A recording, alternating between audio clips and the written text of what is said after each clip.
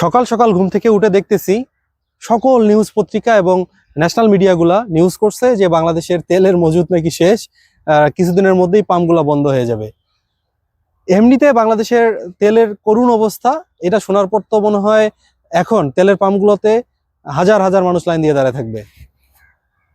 এই তেলের পাম্পগুলো বন্ধ হওয়ার জন্য দুইটি কারণ, একটা হচ্ছে বাংলাদেশের অভ্যন্তরীণ বিষয়, আর একটা হলো যুদ্ধ। সেটা তো আমরা সবাই জানি।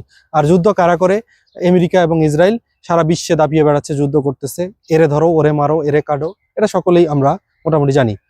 এখন বিষয় হলো আমেরিকা কেন যুদ্ধ করে? আমেরিকা যুদ্ধ করে তার দাপটের জন্য, যে আমার দাপট আছে, আমি পারমাণবিক অস্ত্র আমার সজ্জিত থাকবে আর আমি আর কাউকে করতে দেব না। এটা হচ্ছে আমেরিকার কথা। কিন্তু ইরান বা যে উত্তর কোরিয়া, এরা হচ্ছে নাছোড়বান্দা। এরা এই আমেরিকার কথা শুনবে না, এরা ইসরায়েলের কথা শুনবে না। এরা এদের মতো করে নিজেরাই অস্ত্র বানাবে, নিজেরা পারমাণবিক সজ্জায় সজ্জিত হবে, এটা প্রত্যেকেই চাবে। সব থেকে বড় বিষয় হলো তেলের মজুদ কিন্তু হিউজ পরিমাণ তেলের মজুদ কিন্তু ইরানে আছে। এই আমেরিকা কোনোভাবেই পারতেছে না ইরানের সঙ্গে যে তাদেরকে তার নিয়ন্ত্রণে নিয়ে আসার জন্য। এটা কোনোভাবেই সম্ভব না। ইরানকে তাদের নিয়ন্ত্রণে নেওয়া কোনোভাবেই সম্ভব না।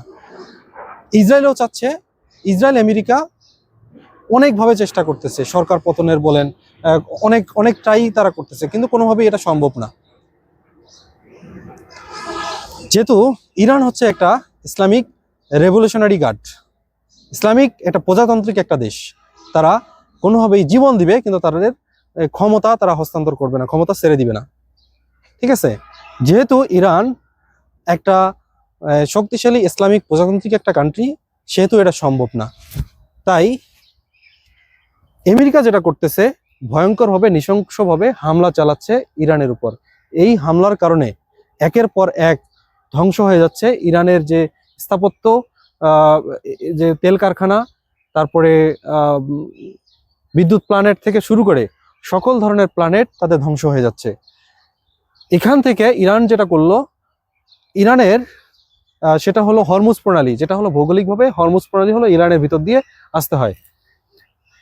এই হরমুজ প্রণালী, যেখানে 20 থেকে 30% তেল বিভিন্ন দেশে এই হরমুজ প্রণালী দিয়ে যায়, বিশ্বের 20 থেকে 30% তেল হরমুজ প্রণালী দিয়ে যায়।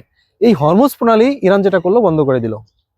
ইরান বন্ধ করে দেওয়ার কারণে আমেরিকা বা ইউরোপের যে কান্ট্রিগুলো আছে, তারা তেল না পাওয়ার কারণে তাদের মাথা খারাপ হয়ে গেছে। এটার কারণে আমাদের বাংলাদেশে একটা বড় ধরনের প্রভাব সৃষ্টি হয়েছে, এবং বাংলাদেশও যে বাংলাদেশে যে তেলের শিপগুলো আছে, জাহাজগুলো আছে, সেটা কিন্তু বাংলাদেশে আসতে পারতেছে না। আসতে না আসার কারণেই কিন্তু এত বড় ধরনের একটা তেলের সংকট তৈরি হয়েছে বাংলাদেশে। এই সংকট তৈরি হওয়ার কারণেই আজকে বাংলাদেশ এত তেলের জন্য হাহাকার করতেছে। আর যখন তেলের জন্য হাহাকার করবে বাংলাদেশ, কিছুদিনের মধ্যেই দেখবেন সকল কিছুর দাম বেড়ে যাবে। এটা কারণ তেলের সাথে সবকিছু নির্ভরশীল, এটা ট্রান্সপোর্ট থেকে শুরু করে সবকিছু নির্ভরশীল হলো তেলের সাথে। এই জন্য যে কোনো উপায়ে বিকল্প ওয়ে খুঁজে তেল বাংলাদেশে মজুত করার কোনো বিকল্প নাই, তেল মজুত করতে হবে। এখন নতুন সরকারকে সেই উদ্যোগ নিতে হবে। ধন্যবাদ সবাইকে।